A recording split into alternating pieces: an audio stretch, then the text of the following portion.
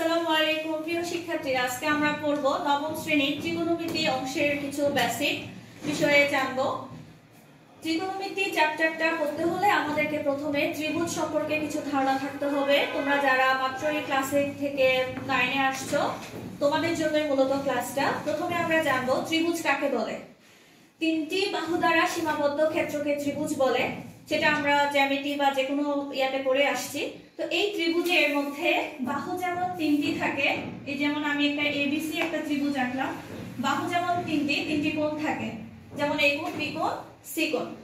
এই তিনটি বাহুর মধ্যে যদি এখানে তিনটি কোণের মধ্যে একটা কোণ যদি সমকোণ হয়, তখন ওই ত্রিভুজটাকে বলা হয় সমকোণী ত্রিভুজ।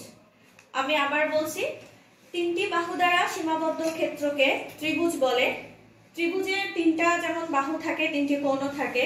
তিনটি কোণের একটা কোণ যদি সমকোণ হয়, তখন সেই ত্রিভুজটাকে সমকোণী ত্রিভুজ বলে। যেমন এ বি সি, এই ত্রিভুজের মধ্যে এ বি, বিসি, এসি হচ্ছে তিনটি বাহু এবং তার বি কোণটা 90 ডিগ্রি। সুতরাং এই বিসি ত্রিভুজকে আমরা সমকোণী ত্রিভুজ বলতে পারবো। এই ত্রিভুজের বি কোণকে যে এখানে আমরা পুরো ক্লাসটা জুড়ে, পুরো চ্যাপ্টারটা জুড়ে আমরা সমকোণী ত্রিভুজ নিয়েই পড়বো, আর তার সবসময় একটা কোণ 90 ডিগ্রি থাকবে। তো বাকি যে দুইটা কোণ থাকবে, সেই কোণগুলোকে প্রকাশ করব আমরা গ্রিক ভাষার 6টা বর্ণমালা দিয়ে। এগুলো হচ্ছে alpha, beta, gamma, theta, phi এবং ওমেগা। এরপরে আসছে এই যে ত্রিভুজের তিনটা কোণের সম্পর্কে আমরা নাম জেনে গেলাম। এখন তিনটা সমকোণী ত্রিভুজের ক্ষেত্রে তিনটা বাহুর কিছু নাম আছে।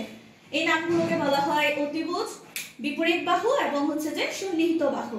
তো এখন কোন বাহুকে কি নাম বলবো আমরা?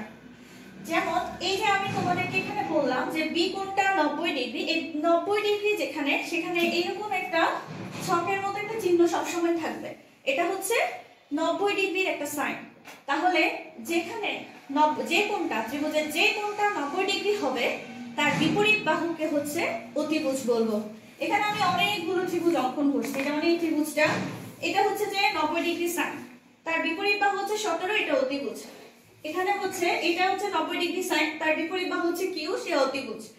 এরপর এই ত্রিভুজটা, এখানে জি হচ্ছে 90 ডিগ্রি, সেখানে সাইন আছে, তার বিপরীত বাহু ইএফ হচ্ছে অতিভুজ।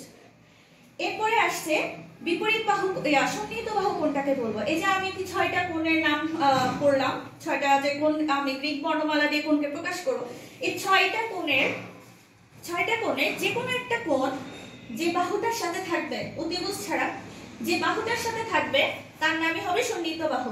যেমন আমি যদি এই ত্রিভুজটার কথা বলি, এখানে জি এর জন্য এটা যেহেতু সমকোণী সাইন, ইএফ হচ্ছে যে এখানে অতিভুজ। ইএফ যদি অতিভুজ হয়, এই থিটা কোণটা তাহলে কার সাথে আছে? জিএফ এর সাথে। তাহলে জিএফ হচ্ছে সন্নিহিত বাহু। একইভাবে এই ত্রিভুজটার দিকে তাকাই, এখানে দুইটা কোণ আছে, থিটা এবং ফাই। তাহলে আমি যদি ফাই হিসাব করি, সমকোণের সাইন এটা, সমকোণের জন্য আমি আগে অতিভুজটাকে ঠিক করে নিব। এটা যদি সমকোণের চিহ্ন হয়, তাহলে অতিভুজ বলবো ডিএফ কে। তাহলে ফাই কার সাথে আছে? ইএফ এর সাথে। ইএফ হচ্ছে সন্নিহিত বাহু। একইভাবে এটা, এখানে সমকোণ সাইন এটা, তার জন্য অতিভুজ হচ্ছে ফাই। তাহলে এখানে ফাই কার সাথে আছে? 12 হচ্ছে সন্নিহিত বাহু। এই যে এতগুলো ত্রিভুজের মধ্যে আমরা যেটা জানলাম যে কোনটা অতিভুজ, কোনটা সন্নিহিত বাহু।